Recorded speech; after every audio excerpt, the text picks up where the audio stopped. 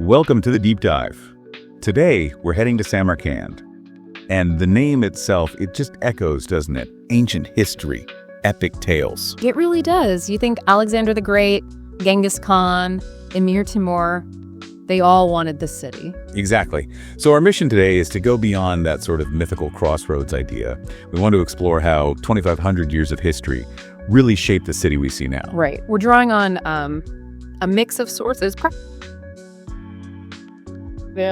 but also some deep architectural analysis and urban planning studies. We want to connect that, iconic turquoise architecture and the Silk Road past to the living, breathing city today. Which, by the way, can get incredibly hot, like 45 Celsius in summer. So yeah, very real place too. Okay, let's dive in, starting with the absolute heart of Timur's empire. That incredible turquoise and gold look that just screams Samarkand. And you have to start with Registan Square. I mean, it's probably the single most iconic architectural site in all of Central Asia. No question, it's just breathtaking. Framed by those three massive, majestic madrasas. They really tell a story across centuries, don't they? From the 15th right through to the 17th. Power, faith, knowledge, it's all there. So if you're facing the square, the one on the left first, that's the Ulugh Beg Madrasa from the 15th century. That's the one. And right away, that huge portal, it's covered in stars and geometric patterns. Ah, so that points directly to Ulugh Beg himself, Timur's grandson, the astronomer king. Exactly.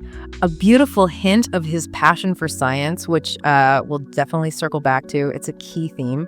Then directly opposite, across the square. You've got the Shurdor Madrasa, that's 17th century. Shurdor, meaning with lions. That's right. Though the golden creatures on the front, well, most people say they look more like tigers. Yeah, they do.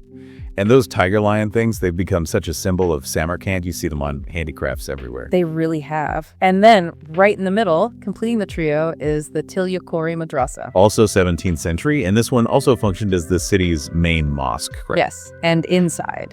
Well, architecturally, there's a bit of magic going on. Ugh. What's the surprise here?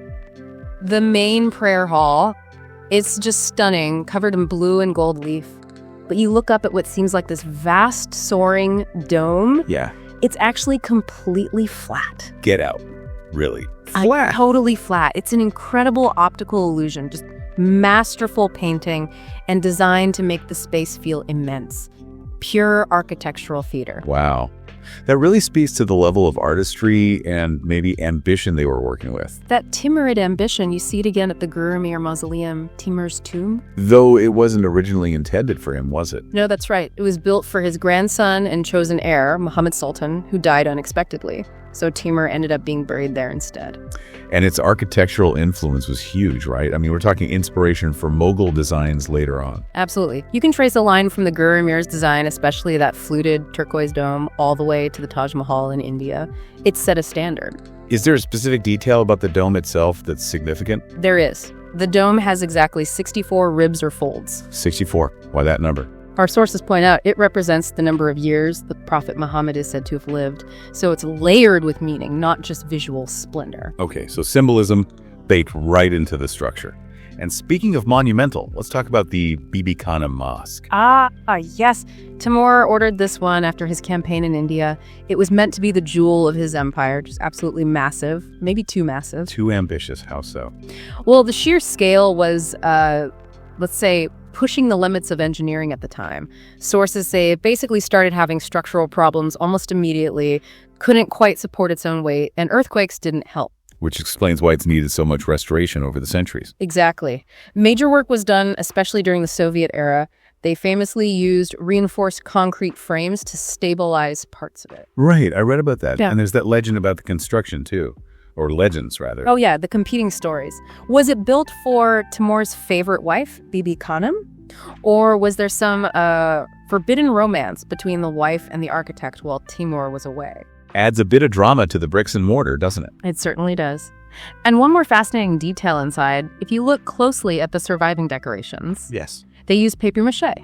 Papier-mâché, like the craft material. Sort of, yes. A technique imported from China used for creating intricate relief decorations on the interior walls, especially the bits that were going to be gilded.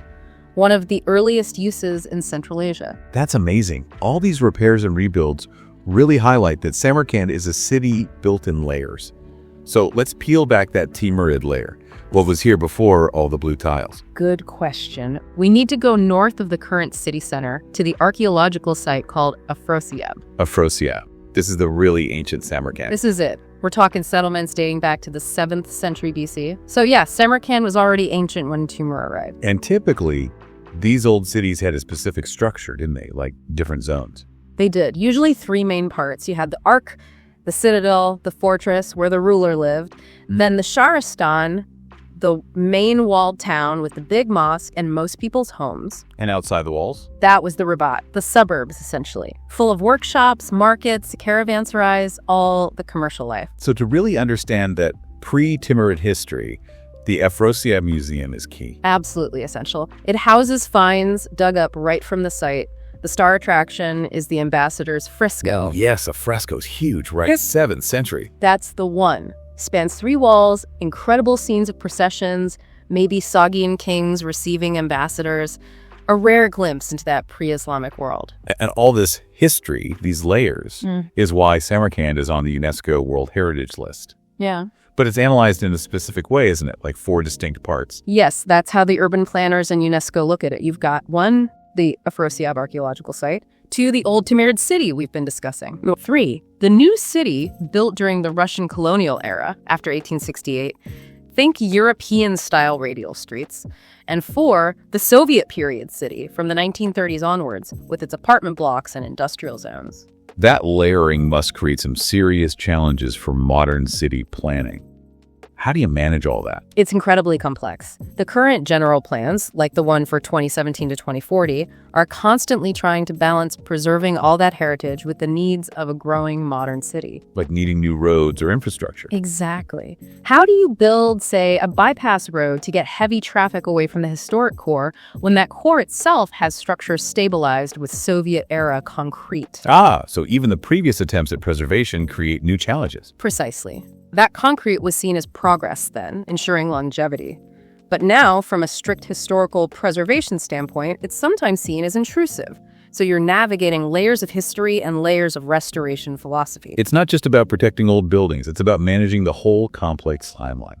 It's a huge effort trying to ensure sustainable growth while keeping the integrity of everything from Afrosiab to the colonial districts to the Timurid masterpieces. Okay, let's shift focus slightly from Timur the Conqueror to his grandson, Ulo Beg, the scholar.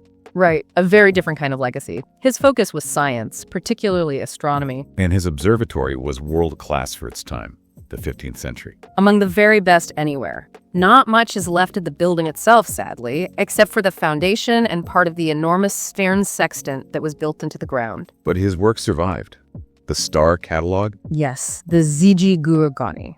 And the precision is just mind-boggling. How precise are we talking? He calculated the length of the sidereal year, the time it takes Earth to orbit the sun relative to the stars, to within 58 seconds of the modern value. 58 seconds in the 1400s. That's incredible. It really is an almost unbelievable level of scientific accuracy for that era.